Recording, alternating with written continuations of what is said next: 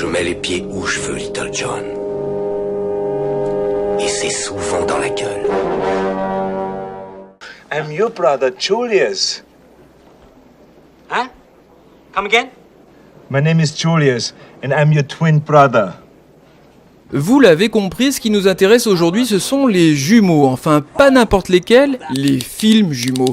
Par exemple, cette année, 2 biopics quasi identiques sur Yves Saint-Laurent sont annoncés. Mais au fait, les films jumeaux, c'est quoi ? Après des heures de discussions intenses passées avec des psychanalystes, des chercheurs de la NASA et un épicier du G20, la Masterclap a enfin réussi à en dresser le portrait robot.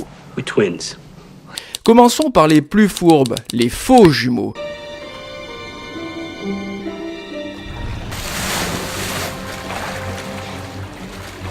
Inspirés de films à succès, ils tentent d'en reproduire les ingrédients comme les acteurs, les univers, les concepts, mais finissent souvent dans une bouillie assez peu digeste.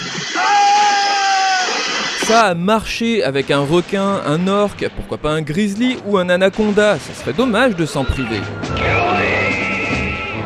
Parmi les faux jumeaux, il y a les jumeaux de titre, la plupart du temps grâce aux traductions françaises un peu douteuses. Enfin, les plus vicieux, les sosies, qui n'ont ni titre, ni affiche, ni acteur en commun, mais qui traitent de sujets très similaires, tout en sortant généralement la même année. En y repensant, tu crois que tu l'as vu, mais en fait, t'en as vu un autre. Là, c'est Deep Impact, Armageddon, Deep Impact, Armageddon. Au bout du compte, il y aura bien un Bruce Willis pour sauver l'humanité de toute façon.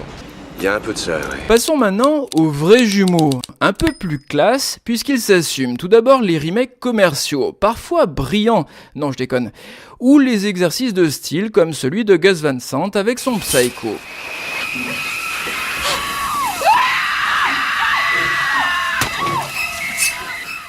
On ne les citera pas tous, étant donné le nombre hallucinant de remakes qui ont vu le jour dans la dernière décennie.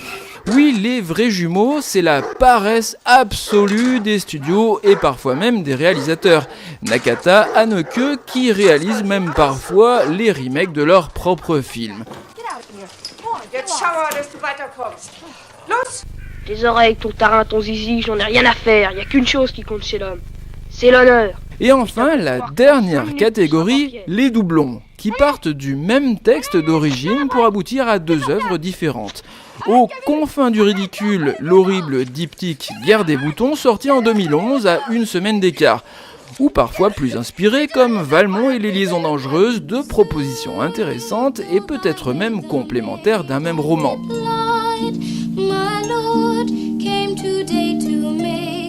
Bon voilà, c'est tout pour aujourd'hui, on vous laisse digérer tout ça. Si vous n'avez pas tout compris, on se retrouve bientôt pour la suite des jumeaux, les triplés, toujours avec Schwarzy et De Vito dans quelques années.